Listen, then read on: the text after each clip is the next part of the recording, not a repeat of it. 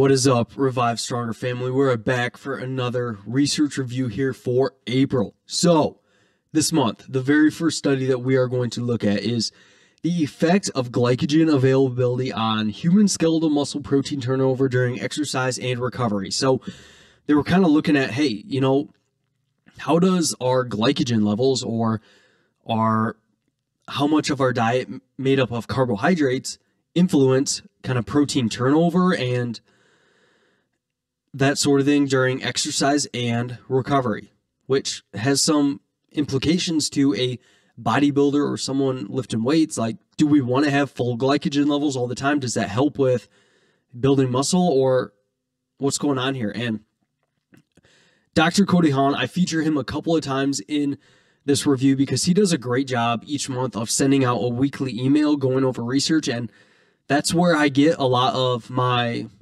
ideas for studies for this, is from other experts in the field doing great work, scientists like Dr. Hahn doing a great job. So I keep these things pretty high level, and they go into the details a lot more. So going and searching them out is another way to get a more in-depth look at this, all right?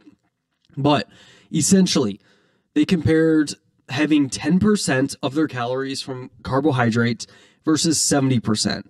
So a lower and higher carb group. And they did cycling tests to exhaustion, which, man, you might think, it's a cycling test.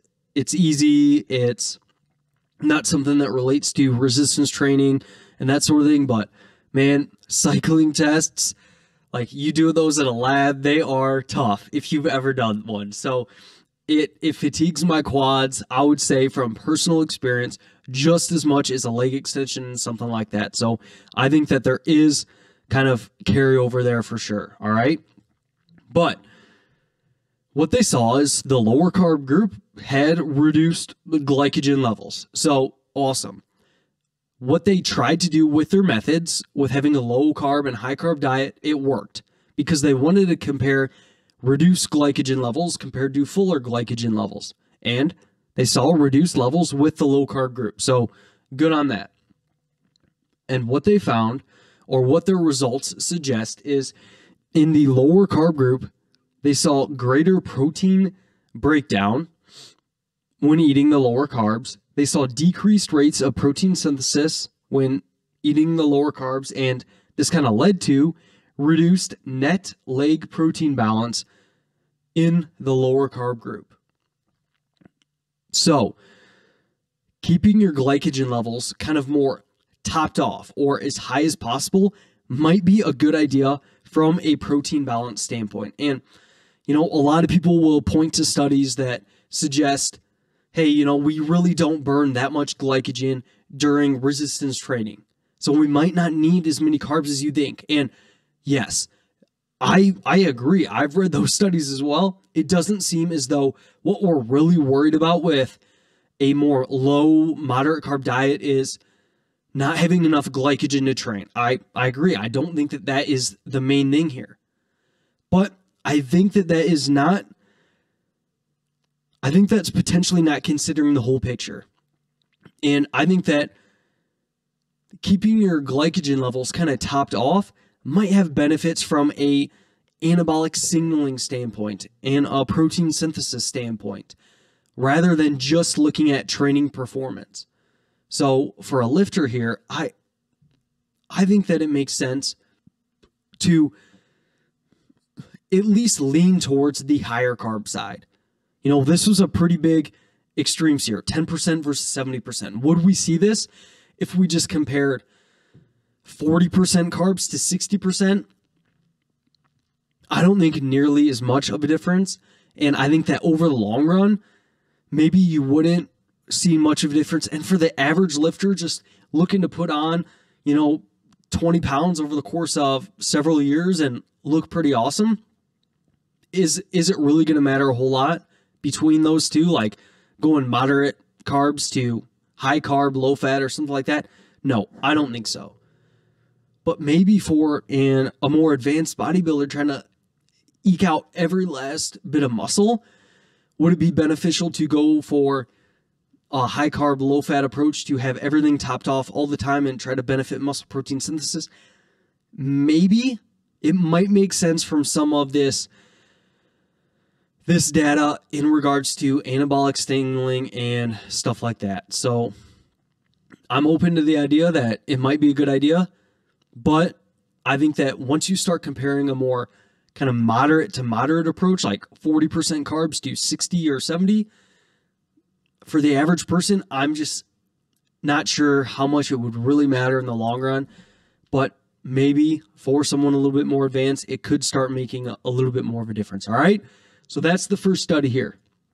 Study number 2, really cool study. So they basically looked at an energy surplus for bodybuilders and physique athletes, which is awesome. We don't get studies like this very often, so this would definitely be a good one to read. Now, this is by Schoenfeld and Aragon, 2 heavy hitters in the industry that you probably heard of. I mean, if you've heard of Ryan Sullivan, you've heard of these guys. But this table that they have here sums up things very, very well. All right. So basically, for this table here that they kind of looked at, for untrained or novice lifter, you can probably get away with a larger surplus. So you could probably be above maintenance by 20 to even 40%. So 500 to 1,000 calorie surplus per day might not be the worst idea, because sometimes we see in these novice lifters, they're able to gain a large proportion of muscle mass even in these high surpluses. And for protein, the kind of recommendations stay the same as our general recommendations in general, like a gram of pound per body weight of protein, having a dose of protein of 20 to 40 grams every few hours, probably a good idea. All right, so protein recommendations and the nature of the energy surplus probably stays pretty similar. And, it's probably a good idea, like I talked about before, biasing some of those remaining calories after protein towards carbohydrates and making sure that you're eating plenty of carbs after you still eat a minimum amount of fat, which 0.3, 0.4 grams per pound of fat is kind of that minimum that I like to see. Some people like to be about closer to 1 gram per kilo, which is also fine, but I like to see about 0.3 to 0.4 grams per pound as that minimum of fat. Then the rest from carbs, not the worst idea. All right. And then they have some notes and caveats to where you can check out the slides, read this through. And then for a more trained lifter, getting more conservative things probably makes sense here. So about 10 to 20% above maintenance, so 250 to 500 calorie surplus. The more trained you are, or the more conservative you want to be, go on that lower end a little bit. All right. And then you can probably do this by the rate of body weight gain. So other recommendations out there are, like, for trained advanced lifter, not gaining much more than a half or 1% of your body weight per month is probably a good idea. And for a more intermediate, being around that 1%, 1.5%, probably a decent idea. And then for a novice, maybe 1.5% to 2%, somewhere in there, are probably good ranges to go by. All right. Study number 3. So this was also a really unique study, and this was on using refeeds.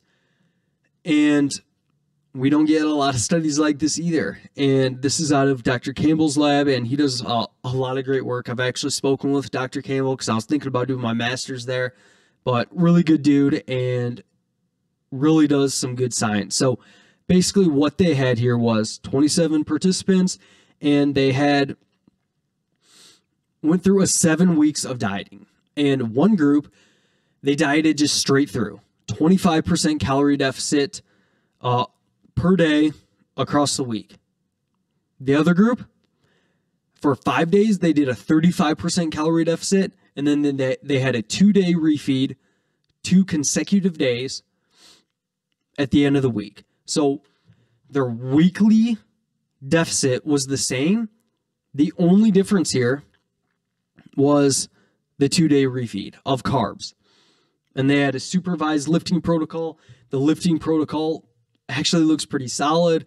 So things looked good there. And basically what they noticed here was a significantly better maintenance of fat-free mass and resting metabolic rate in the refeed group.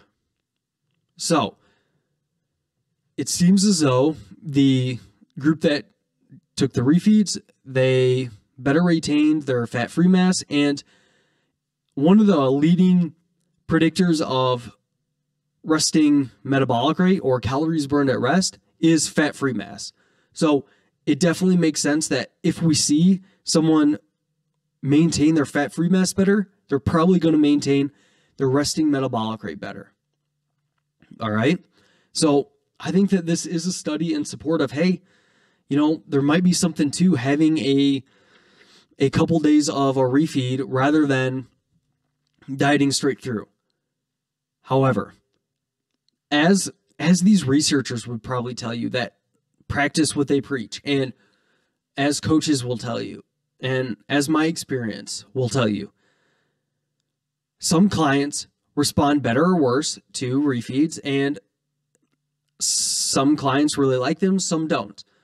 And when you're working with a client or yourself, it's important to be aware that, hey, just because on paper there's some research to suggest that it could be beneficial, it's still like a single study, and there's not a ton of research on it.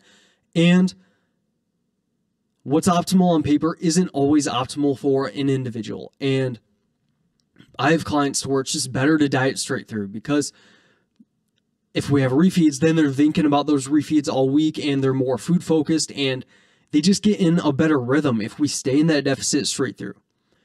But I have other clients where it's like, hey, having a refeed on the weekend, that really helps with maintaining their sanity a little bit. They have something to look forward to. They are able to be more flexible on those days, and we can do floating refeeds to where maybe we'll just say, hey, we're going to diet here, but every 7 to 10 days we'll have a refeed, or 2 days, and we can be flexible with those depending on your life, that sort of thing. Like, you have a lot of play here. But this is some research to suggest that, hey, you know, there might be something to these refeeds that is beneficial, because I think that there's a little bit of a swing in the direction of, hey, refeeds don't do much. It's probably better to just diet break. And while I still think that there's truth to that, and that can be a good approach, these refeeds can be beneficial as well. And they don't have to be one or the other. Like, you can use refeeds and diet breaks together, and, you know, in certain situations it might make more sense. Now, I would say that I think that if someone's just dieting and they only plan to diet for like 4 to 6 weeks, I would almost prefer to just diet straight through, get in, get out, maximize that deficit, and finish up the fat loss phase. But even in those situations, there's individuals that might respond well to having a refeed. So just a single study here, but it is cool to see some research to come out to support that, hey, you know, don't totally sleep on those refeeds, all right? Next study here. So another one reviewed by Dr. Hahn's email, like I mentioned before, but this was the effects of different intensities. And this is kind of a throwback to 2008. And Dr. Hahn specifically reviewed this study because of people that are training at home, doing lighter weight stuff and stuff like that. So it looked at different intensities with volume equated and how that affects strength and hypertrophy. But we're going to look at hypertrophy because we're bros here, all right? So within subject design, which means that the same subject did all these different intensities. So it compared how this single person responded to 20%, 40%, 60%. So they didn't necessarily have different groups for 20, 40, 60, 80. Each subject did the 20, 40, 60, 80% intensity. All right? Hopefully that makes sense. Let me know in the forum if that does not. But they kept volume equated, trained to failure, and basically what you can see here in this great graph that Dr. Hahn kind of created from the data here is this is the 20%, 40%, 60, and 80% intensity group.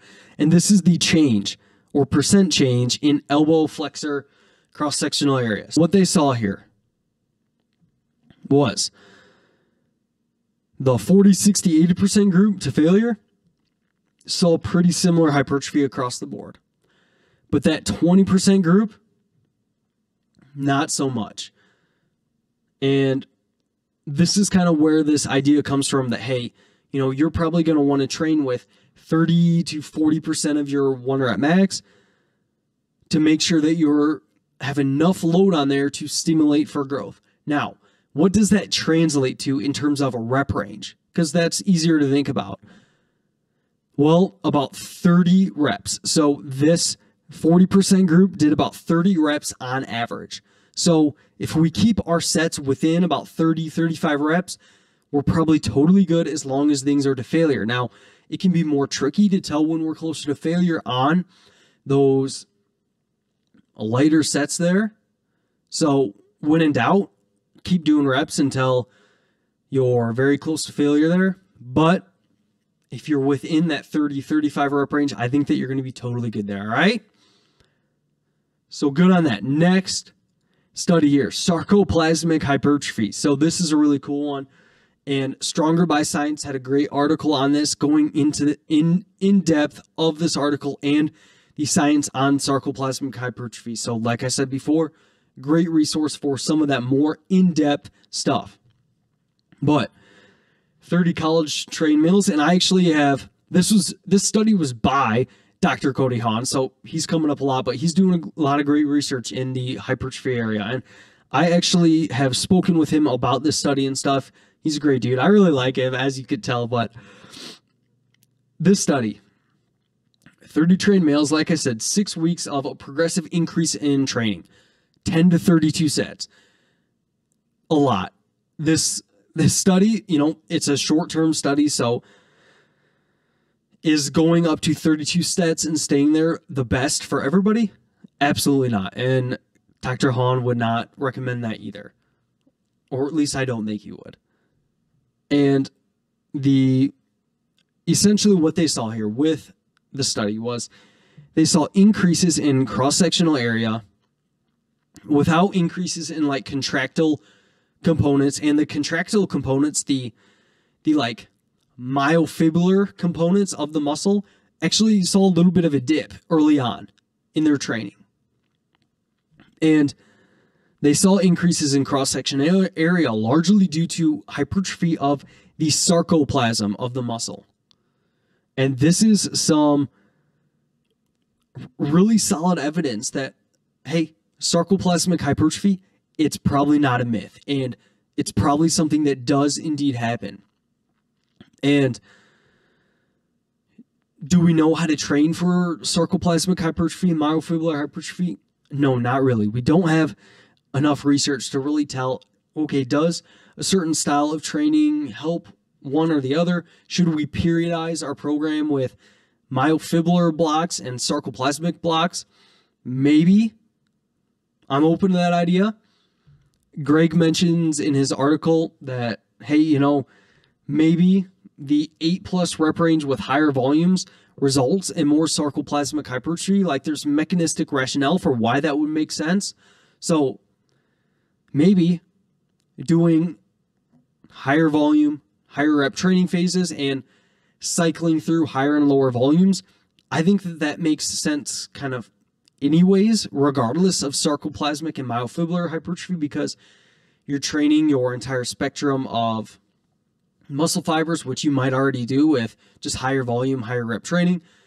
But just that variation in intensity, that variation in volumes, and that sort of thing, I think that it probably makes sense. And that's where the ideas of going through primer phases and that sort of thing, I think there's some merit to it. And I think that, you know, it's definitely hard as a lifter to kind of swallow your medicine and go through a primer phase and stuff like that. But I think that there could be definitely some benefits to that. And whether it's resensitization, whether it's focusing on more myofibrillar growth, I have no idea. But I think that there's merit to it. Now, do I think that you can still get to a good spot not doing all of those more kind of advanced periodized strategies? Absolutely. but I also think it makes sense. And I think that, especially in cases to where you're forced into it, like a lot of people that have been going through the coronavirus stuff and stuff like that, if you're forced into a maintenance phase, it's not the end of the world. And having those periods of maintenance and stuff like that, probably not the worst idea. And I'm not saying that this study says that you should do maintenance phases like that or anything like that, but what this study does suggest is that, hey, we have different kind of types of hypertrophy here. Not all hypertrophy is probably kind of equal, and different types of training may result in different types of hypertrophy, all right? So that is this month's research review, and I will see you next month.